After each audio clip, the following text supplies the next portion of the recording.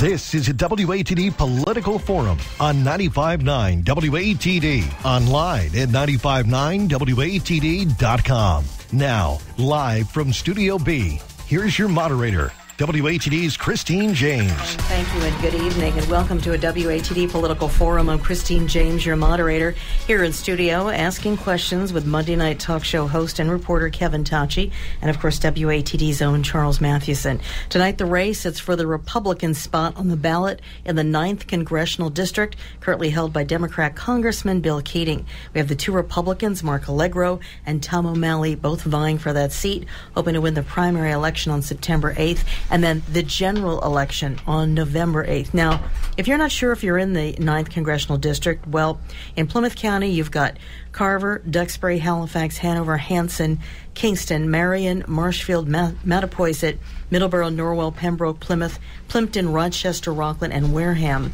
In Bristol County, Acushnet, Dartmouth, Fairhaven, Fall River, Wards 1 to 3, Ward 6, Precincts A and B in Ward 4, Precincts A and B in Ward 5, New Bedford and Westport, and it's all of Barnstable County, Dukes County, and Nantucket, as we know, as the Cape and the Islands. Now, our format is simple. If you're a regular listener of WATD, we always use the same format.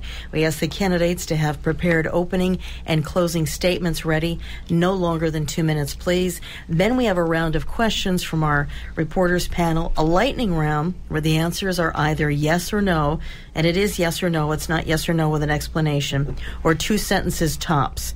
We find most candidates have a hard time with this section. Sorry, I'm not making any generalizations here, but I guess I am, because I guess it just always happens whenever we have political candidates. They seem to like to talk, so that's why we do the lightning round. And then we try to have enough time so the candidates can ask each other a question or two.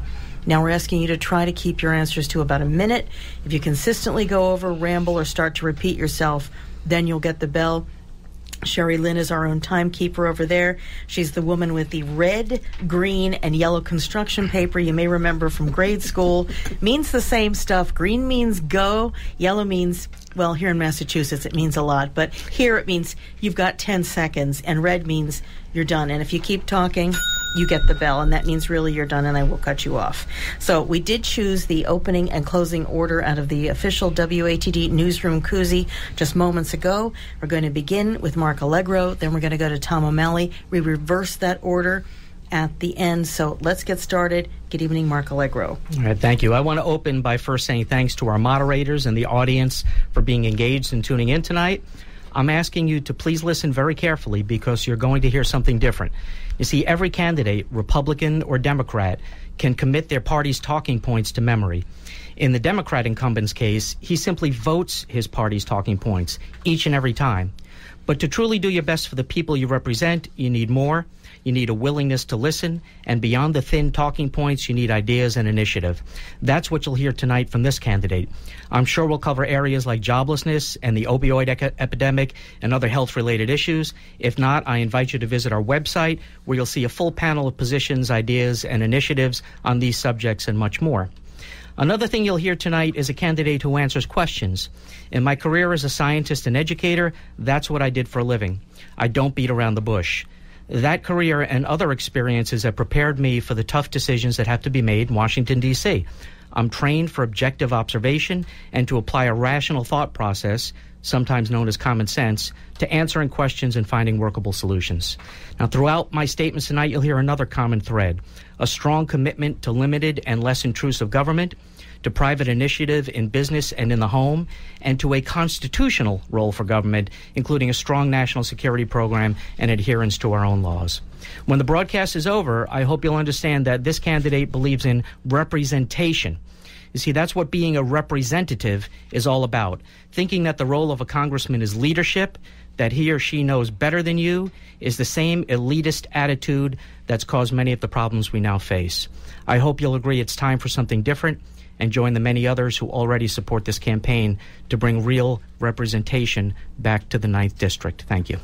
Thank you. That was Mark Allegro. Now we're going to go to Tom O'Malley and your opening statement for our listeners. First of all, thank you to the staff at WATD for hosting this candidates forum. An informed electorate makes informed decisions. I'm a retired combat experienced U.S. Navy officer and dedicated nearly half of my life to defending this nation. I served as an enlisted sailor and a commissioned officer. After more than 30 years of service, I retired with the rank of commander. I served around the globe, in jungles, in deserts, and on the high seas in defense of our nation. I do not regret any of it, and I'm immensely proud of that accomplishment. As the only veteran in this race, I am now prepared to dedicate myself once again to our district, our Commonwealth, and our nation to make a critical difference in the months and years ahead. I am a native of Boston and spent all of my childhood summers right here in Marshfield. After my initial 4+ years in the Navy, including a 1-year combat tour in Vietnam, I went to work in the commercial airline business and worked my way up from cleaning and loading planes to senior level management positions and retired from American Airlines. During my airline career, I was recalled to active naval service several times and deployed to the Middle East on multiple occasions. I believe my successful military and business careers have better prepared me to successfully represent the 9th District in Washington. I have experience in negotiations with employee groups, vendors, contractors, and in fact have negotiated with foreign governments on behalf of the United States. I have the temperament and the ability to work across the aisle to get things done for the district. Being willing and able to compromise with those with whom you do not always agree, I believe, is a key ingredient to success. In my travels around this district, it is clear that people are not happy. The political class has put us in the danger we face today, and I am prepared to lead the change in Congress necessary to put this nation we all love so dearly back on the right track. I'm not a professional politician, and this is my first political debate. Thank you very much. And that was Tom O'Malley. Thank you. Both got that in under 2 minutes. That's good. First question of the evening. Let's go to Monday Night Talk host Kevin Tachi. Your questions for the candidates and who you're directed at first. We'll start with Mr. O'Malley. And this has been an election year like no other, featuring a large divide within not only the GOP party, but also the Democrats, especially over the presidential nominee, Donald Trump. What do members of the Republican Party need to do in the days leading up to the September primary and the general election to unite the party and entice those very important unenrolled voters that are still unsure who they want to pull a ballot for? My ability to appeal to unenrolled voters and to appeal to the moderate Republicans that are out there is the way I'm going to unite people for my race. The presidential race is going to take its own course. It's going to have its own issues, and I'm going to concentrate on my race. Could what's happening, though, with the presidential race have an effect on your ability to beat an incumbent who's a Democrat? Clearly it could. So I'm going to have to get the message out there that I don't reflect everything that has been said by some of the more extreme people in the Republican Party. Same question to you. Do you need me to repeat it? No, the question was, what does the Republican Party need to do to unite in the presidential lead-up? That is correct, yes. The answer is that we have to step back. It was a tough primary. It was ugly at times. And there are some raw wounds still out there. But what people need to do is step back and think about what a Clinton presidency would mean for this country. Think of what it would mean for the Supreme Court and for the rule of law. And then you have to put your country ahead of your own personal wounds, your own personal sour feelings, and unite behind the Republican candidate for president. That's what I'm doing. Is that still possible, though? I mean, we look right now. Yes, it is. Okay. Yes, yeah. I mean, people, at the end of the day, people forget a lot of the small arguments and fights and the cheap stuff, and they start to realize as the election comes closer what the important things are, and they will unite. And the Democratic Party will unite, too, around their candidate. But as I asked Mr. O'Malley, you look at Trump's falling numbers right now. How can that hurt your chances going up against a Democratic incumbent? Yeah. If you look at the polling numbers, then you have to look at past polling numbers as well. There was a point when Ronald Reagan was running against Jimmy Carter, just by way of example, that had Reagan down by 7 points. And, of course, we know he won, and it was just about this time. He won by 11 points. So the polls can be way off. And, look, the press beats up on Mr. Trump all the time. Sure, that's going to drive down his favorability in his poll numbers. The only poll that counts is the last one on Election Day. Okay. Just so we know with the timing, if a reporter asks a follow-up question, that's not the same clock ticking. The clock starts over. Okay. You don't want to feel like you have to talk a million miles an hour. Charles Mathewson from WATD, questions for the candidates. And you want to start with Mark Allegro this time, since we started with Mr. O'Malley? This is for each of you. You've each addressed the subject of government regulation. Mark, you've been particularly critical of government regulation. One of the highest profile corporations in the district, Entergy, the operator of the Pilgrim Nuclear Power Plant, has ignored clean water regulations for 20 years with no consequence. Can you justify this anti-regulation stance with exceptions for corporations? No, you're putting words in my mouth. I do not have an anti-regulation stance. I have an anti-over-regulation stance.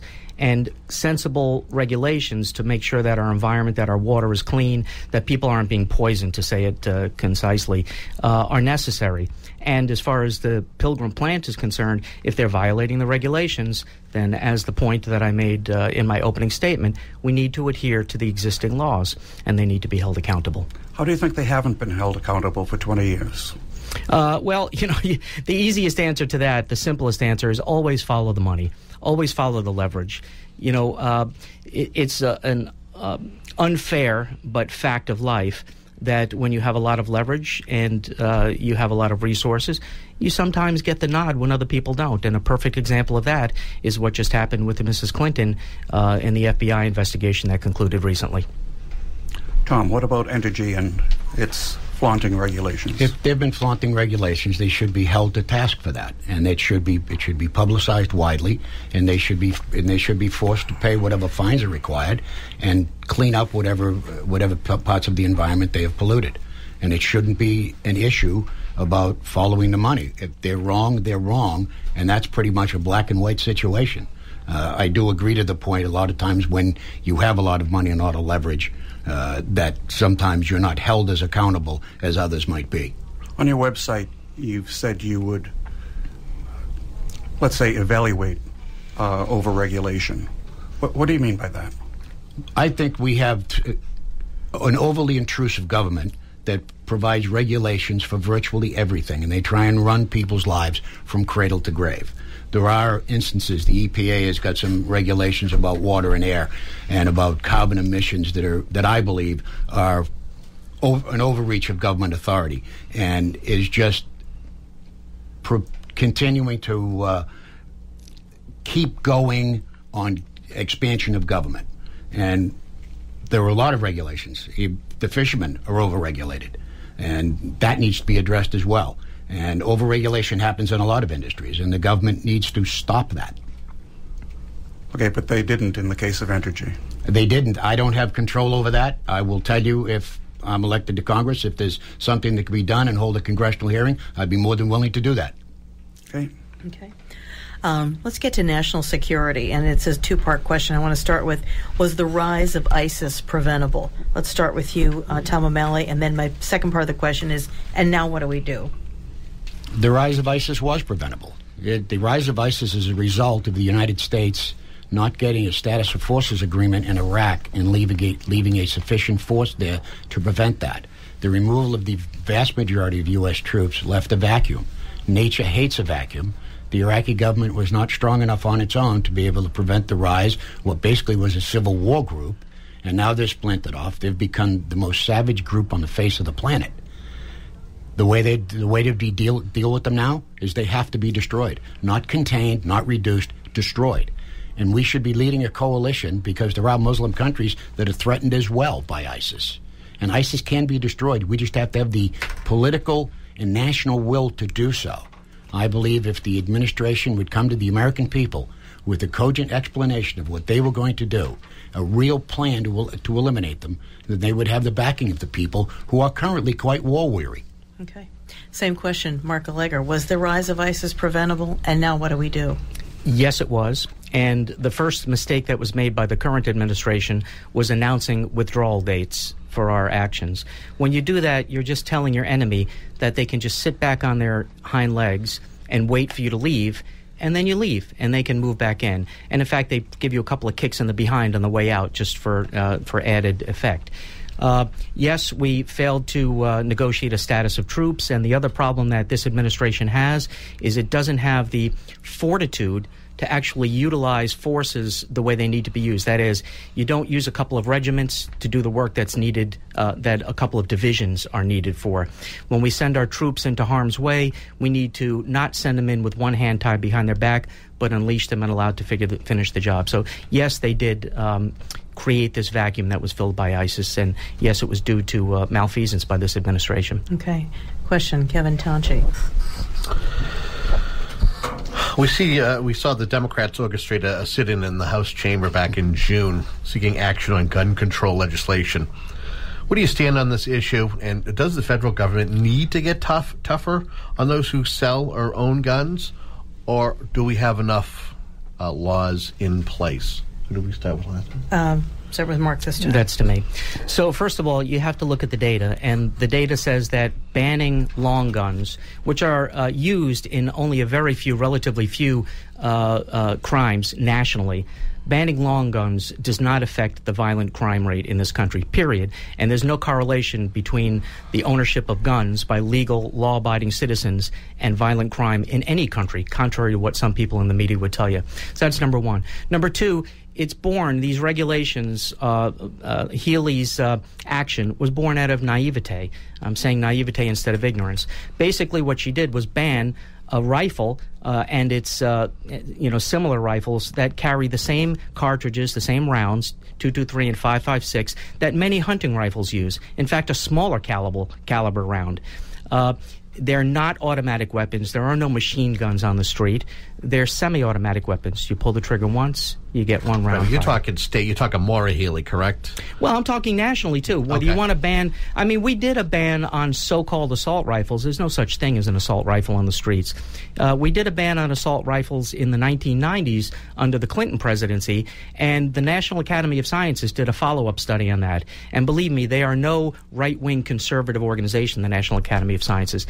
Their conclusion, it had no effect on violent crime or gun violence. Same question, sir. Gun control will always come up. The tantrum that the Democrats threw in the House of Representatives was ridiculous. All you had to do is give them a pacifier, and they would have looked like kindergarten children waiting for their milk. We have enough gun laws. Handguns are the primary target that they're after. Chicago, Washington, D.C., and New Orleans have some of the toughest gun laws in the country, yet they have the highest gun crime rate in the country. Long guns aren't the issue. If legal gun owners were a problem, we'd know it by now. We would absolutely know it. It's not the legal gun owners. You've got a very, very strong lobby out there that would love to ban all sorts of guns. And if Hillary Clinton gets elected, she'll be appointing Supreme Court justices that will remove the Second Amendment. And then we're all in very deep trouble. Okay. Question, Charles Mathewson for the candidates. Two parts. First, very quickly, has the war on drugs succeeded or failed? Mark? No, it has not. And I'm going to refer back. What? It has not succeeded. Mm-hmm. And I'm going to go back to a statement that a friend of mine who was a career drug enforcement agent made. Again, there's too much money in this game. There's always a palm to be greased. There's always a judge to be bribed. There's enormous quantities of money to dig tunnels and pay for transportation. The war on drugs has not succeeded because we've had the wrong soldiers in the field fighting it. For instance, on the Mexican border, where more than half the heroin that comes into this country comes through, we need to put National Guard on the border. Not, bless the Border Patrol agents. They do a good job, but they're union jobs. They take their breaks. You can't order them to be there on site 24 hours. So we need to actually semi-militarize that effort. You can't expect, locals who are starving to bypass a $20,000 bribe. Thank you. Tom O'Malley, has the war on drugs succeeded or failed? It has failed. Clearly it has failed. We have a huge opioid crisis going right now, and there are plenty of drugs coming into this country. The drug issue will be solved only when we can attack in multiple spots along the drug chain, from user to distributor to transporter to producer. It has to be attacked in multiple places and consistently. Part of the problem you have is the huge amount of money that's involved here. It's staggering amounts of money, and you've got people along the lines who probably haven't done exactly what they should have done. We need to recapitalize the Border Patrol, give them some different authorities as far as stopping the drugs and even stopping illegal aliens at the same time. When you have semi-submersible submarines now, that they can bring millions and millions of dollars worth of drugs into this country all by themselves, all at once. It makes it very difficult for a Coast Guard that is strapped to go out and find these folks. Mark Allegro, would you, as a congressman, divert money from the war on drugs into treatment, which we hear continually, people who choose not to be addicts cannot get treatment? Yeah. I don't think it's a matter of diverting. I think it's a matter of using it within the program. There should be more money used for treatment. We now have a new generation of heroin and opioid antagonists that are much, much more effective than what we used to use. Methadone didn't work. We went through over 3 decades of wasting time with methadone, which was just substituting one addictive drug for another. But we now have a new generation of drugs that block heroin high and block the craving for heroin. The other thing we need to do is an education program. So again, this isn't diverting money from the war on drugs. This is utilizing your resources wisely. We need an education program. Did you know that on a bottle of prescription painkillers, there's actually nothing that says that these drugs could be addictive? So you look at the warnings we have on everything from cigarettes to tofu, and it's a lot stricter than what we have on prescription opiates. NIH has a series of centers now that are training physicians and medical students to deal with addiction, and we need to invest in that. Thank you. Hey, let it be clear that I am not a tofu addict. Okay. Same question for Tom. Yes, That's because there's warnings on them. I don't believe we need to divert money from the war on drugs program. We need to use it differently. And you can use it differently, and there should be more treatment programs. The program of doing medicated assisted treatment has been working with the new stuff that's on the market. Suboxone is one of them. They still use methadone in some cases, and what it does is it weans people off. Part of the Narcan piece that they use while it satisfies a craving, it doesn't give them the high, but it satisfies the physical craving that these people have. This is a chronic disease and needs to be treated as such. Education is key. We did early education with children on the evils of smoking, and it was very successful. There are far fewer smokers today than ever before. So we need to start early, but we also need to help the generation that is addicted right now and treat it for what it is, a chronic disease. Mark, when Tom mentioned chronic disease, you started shaking your head. No. That's a politically correct statement. Heroin addiction is a medical condition. It is not a chronic disease. It's a medical condition. A disease is something you catch, it's infectious, or it's due to a genetic disorder. Making the wrong decision to chance taking some of these highly addictive drugs is not the definition of a disease. And I think to confront the problem properly, we need to identify it properly, just like we need to identify ISIS as an Islamic terrorist organization, not a bunch of lone wolves. We need to identify opiate addiction as a medical disorder, a medical condition. Okay. Tom, how do you respond? I still believe that addiction of all sorts is a chronic disease. If people have diabetes, they get treated for it all the time. If they go off their medication and have a sugar spike or insulin shock, they get treated for it. It's a chronic disease. And addiction of any kind becomes a chronic disease and needs to be treated as such. We need to remove the stigma of their heroin addiction, because not all of them are people that willingly chose to take the drug. Some of them are people who are recovering from injury and were prescribed the medication and ended up getting addicted to it while they're trying to manage their pain. What I want to try to do, if we do something that's sort of a rebuttal situation, I want to stick that to 30 seconds. Otherwise, the same question will just go on a little bit too long. I just want to jump in here. Immigration, that's been a big issue in this election. So whether it's a wall, deporting 11 million, a porous wall, blasting them to kingdom come, whatever is your policy, I want to know what it is. Closed borders, open borders. Let's start with you, Tom O'Malley. What is your idea about the immigration policy here in the United States? It's not being enforced. We need to enforce immigration law. The borders are open to a flood of immigrants coming across the border. We need, as I said before, we need to recapitalize the Border Patrol, let them do their job. We need to have a robust E-Verify system, and we need to track the people who are overstaying visas. That's 40% of the illegal aliens in the country. It's unrealistic to think you can go and find 12 million illegals and deport them. So let's leave that one for now. But we need to do away with sanctuary cities where they're hiding. And when a person is stopped for some sort of criminal event, if they are an illegal alien, as soon as their sentence is completed, they need to be deported. And we need to keep records on who's been deported. We need to actually, I'm not saying to build a wall. Building a wall, they'll just build a bigger ladder or they'll dig under it. There are some places where it will require a physical barrier, and there are places where you can use electronic monitoring. I've seen borders all over the world that actually work. Okay. Mark, what are your ideas about immigration? What should the policy be? Right. So our immigration law advocates for or insists upon controlled legal immigration, not closed borders, and we need to adhere to those laws. We have a great and sophisticated immigration system. We just need to follow the rules. I've been to the border. I can tell you that there is no barrier down there. There's no effective barrier down there. We need to give our border control agents rules of engagement that are actually functional. We need to utilize our electronic surveillance. It's not used. There are no drones in the air down there because they don't have the spare parts of the fuel, so they're stuck in hangars. So we need to adhere to our own immigration law. Let me address the sanctuary city thing, and then I'll let you move on. Here's an idea. If you or I commit a federal crime, we're held accountable, right? Holding an illegal immigrant in your house or harboring them is a federal crime.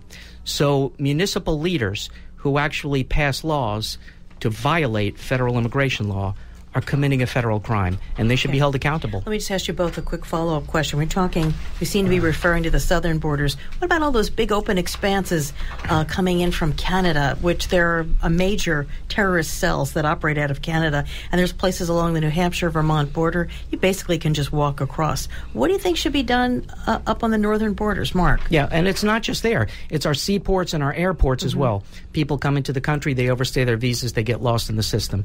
No, coming across the border, look, you're never going to be able to seal off the entire country. But we have great technology today, and we can monitor the northern border and the southern border. And let's be honest, yes, we do have a problem on the northern border, but the big problem at the moment is the southern border. What do you think about that, Tom O'Malley, northern border? I agree that the southern border is the issue right now, along with seaports and airports, as evidenced by the visa overstays. That's generally how they come in, especially through the airports. The northern border would have to be monitored. It is the world's largest undefended border. It needs to be monitored electronically. There are systems that can be used that would pick up people walking across the ground that would trigger another system to become active. So it's not like it's impossible. It comes down to political will and expense. There would be an expense to it. And my guess would be we could probably get Canada to help us pay for it. Okay. Let's go now to Kevin Tachi. Questions for the candidates. Bring things back to the district, and that is where do you stand on commercial fishing? Has enough been done to protect the industry from strict catch limits or even offering some economic assistance to local fishermen? So part of the problem there is that you have a breakdown in trust between the fishermen, the government, and the scientists who are supposed to be monitoring this situation. I have to tell you, after spending a whole career as a scientist, I understand that scientists are people too, and they're driven by some of the same faults and have the same weaknesses that other people with an agenda have. I hear fishermen telling me, especially the bottom fishermen, telling me that some of the systems that they use way underestimate the presence of bottom-dwelling animals because of the spacing of the nets that coast across the bottom to assess. So I think we need to go back and get good data on what the stocks are. I don't know of any fisherman who wants to fish out, the stocks. The other thing is what's going on with NOAA and monitoring, the boats. It used to be that a captain's boat was the one sovereign place, the most sovereign place that there was. Now to have these people on boats and having the fishermen pay for them, unacceptable. Thank you. Same question, Tom O'Malley. The fishing industry has been in decline for a number of years in this area, basically because of NOAA rules and regulations put in place. And one of the is the groundfish. They're using outdated equipment. They've been using an outdated vessel. One of the things that they did as an example on their counting of fish or other marine life that is harvested from the sea was scallops. They wanted to close the scallop beds off of New Bedford. But the School of Marine Science at UMass Dartmouth went out and counted the scallops in a different manner, and they found the scallop beds to be very plentiful. Provided the data to NOAA. NOAA said, okay, fine, open them back up again. So NOAA's data isn't good. I don't believe in much of anything. Now, they are making some changes. They're working to put private vessels now helping to do the surveys. And they're replacing the old ship, will be replaced with new equipment, which will better able to count the bottom fish so that they can get more accurate records on the fish stocks. Okay. Question, Charles Mathewson, the candidates. We've all traveled routes 3 and 6, and we know that they need updating. The bridges are nearly 100 years old. Tom, you advocate for a workfare program to fix the infrastructure and put people to work, but the Republican Congress has opposed such economic stimulus consistently over the last 7 years. How would you get it done? I would propose a program and let me make something clear. I'm not going down there to vote strictly as a Republican. I'm going to vote what's good for this district, no matter whose idea it is. If it's a good idea and it's good for the district, I'm going to support it. I think the Congress has to wake up to the issues we have with national infrastructure, and Route 3 and Route 6 are only an example of it. We've had roads collapse in other parts of the country because they haven't been taken care of. We need to make a move, and we need to do it quickly to get people back. It puts people back to work. It gives people self-worth again. And I have children, I can't work. Well, here's a daycare center we're going to provide, daycare for your children, so that helps stimulate another piece of the economy. So you've got to address it. It's got to be done. And I would be willing to fight the Republican leadership on it. Mark, do you support an infrastructure improvement-based stimulus program? Yeah, it depends on what you mean by stimulus. It's a matter of prioritizing. The money is there to fix our bridges and our roads. For instance, in Massachusetts, by far, we spend more per mile on our roads than almost any other state in the country. And yet, you go out on Route 3 and Route 6 and you know what we're talking about. So it's a matter of prioritizing and actually using the money for what it was supposed to be used for what it was earmarked for. You know that when you're talking about education and the lottery, or when you're talking about tolls and bridges, the money never gets used. Or I shouldn't say never, that's an exaggeration, but the money often gets diverted to other projects, and it just becomes a giant slush fund. So we need to prioritize and use the money. I'm not in favor of stimulating job growth with government tax dollars. What we need to do to institute job growth is to get the federal government's foot off the throat of our businesses that create the jobs. And those people, too, can work on the roads and the bridges, the construction companies and materials companies. Okay, thank you. I just want to ask you a question about probably everyone's favorite federal agency, the IRS. Do you think it's time to, number one, abolish the IRS? And two, do you support a flat tax? Let's start with you, Mark. All right. So you can't abolish the IRS per se. There's always got to be an agency that handles the revenue that comes in. But the IRS, yes, you can abolish the IRA. The IRS, like other federal agencies, has just grown way out of proportion and has taken on roles that it shouldn't have taken on, like the EPA and the Department of Energy and Education. So you need the IRS. It needs to be tamed. The second part of that question was... Do you support a flat tax? A flat tax? Yeah, I could see supporting a flat tax. Everybody has to, and I got to tell you, I don't know of anybody who would disagree with a slight incline to that tax curve. But the trouble is you need to have people from every income level with some skin in the game. So if you're on the lower scale of the income range, you need to have something in the pot too, so that you understand the value of the dollar. You can't have 50% of the country not paying taxes, which is the current circumstance. Okay, what about you, Tom? What do you think? You can't abolish the IRS. Okay. As much as all of us would like to do that, you just can't do it. Somebody's got to balance the books for us. Somebody's got to take the money in and get it to the agencies that are required to have it. They need to be brought to heel, though, quite honestly. Their investigation of conservative-based groups was completely out of control. The director needs to be impeached. Lois Lerner was let off the hook after clearly violating the law. And it's an agency out of control, absolutely out of control. You can get somebody in there, hold them responsible for what they're supposed to be doing. Don't use them to enforce people getting, not paying for Obamacare. Don't use them for political purposes, although they've been used on a number of occasions by a lot of people for political purposes.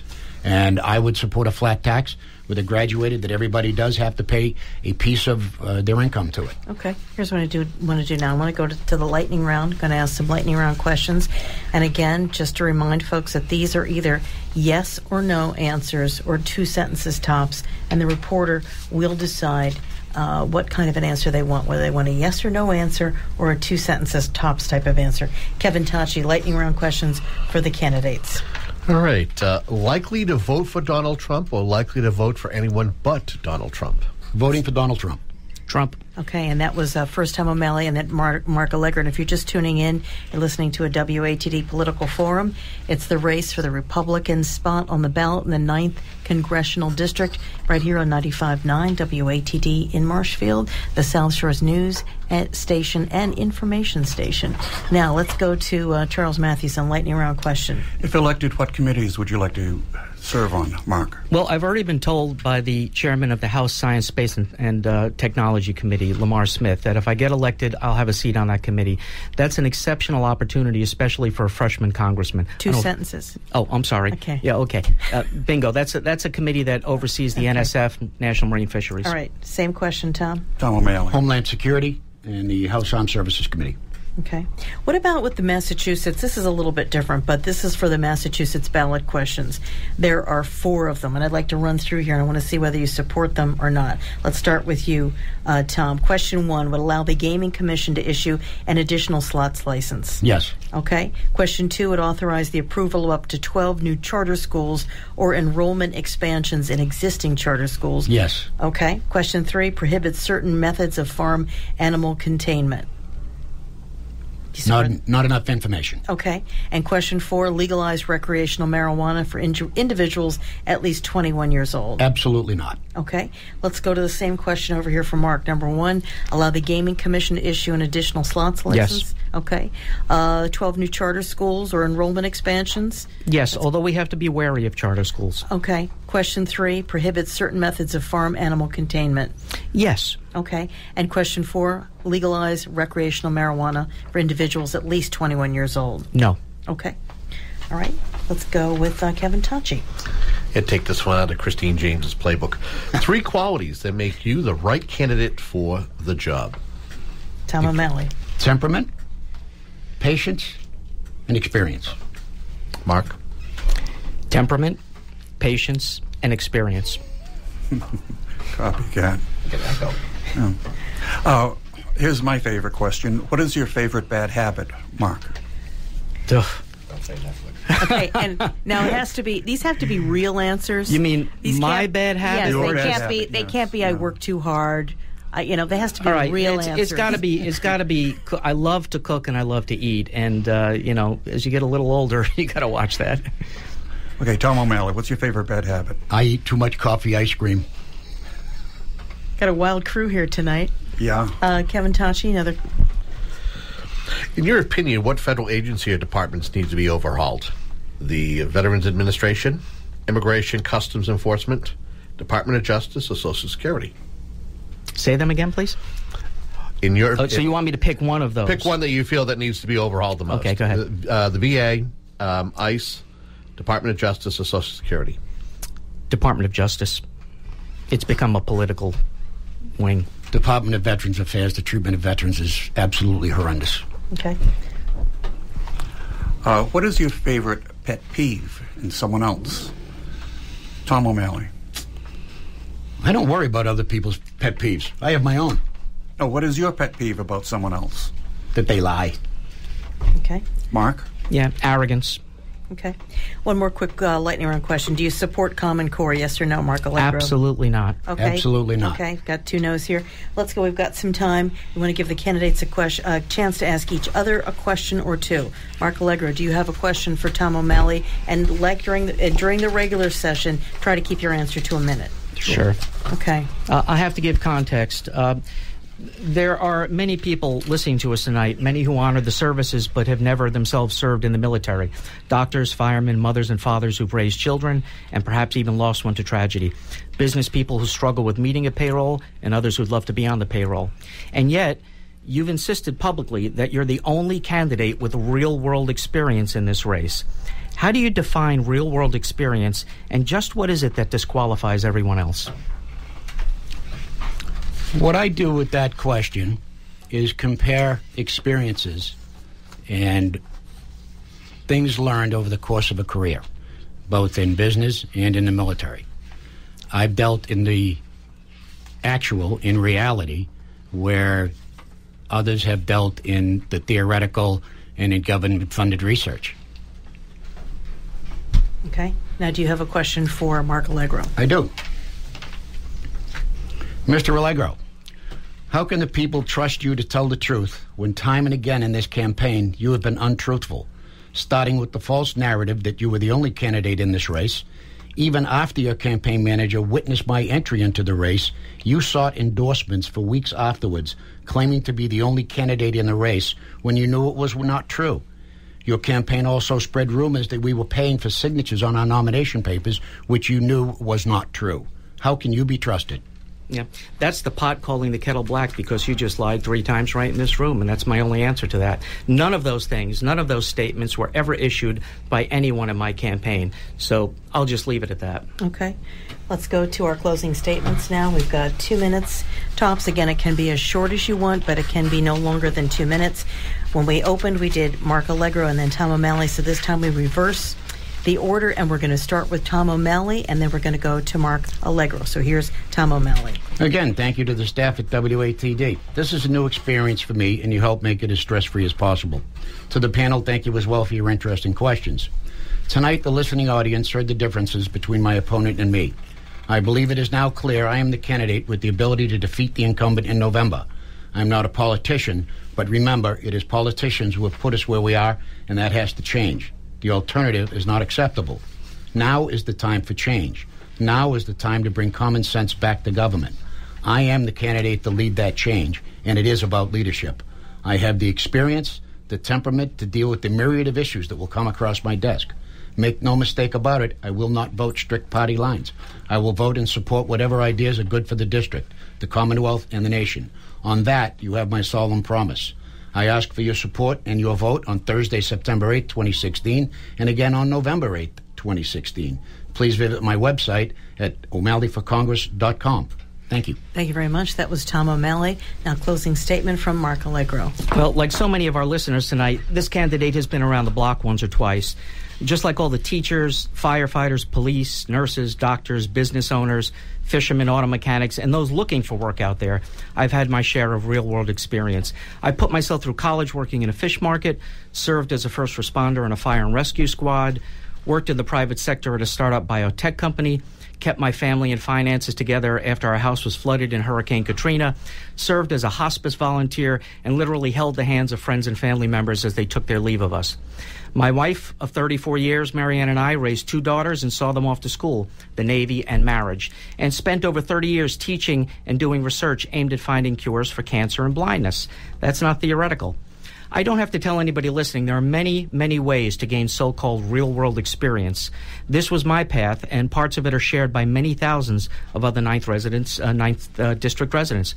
I've been working here for over 30 years and have been a resident for over 9 years, not just 9 months.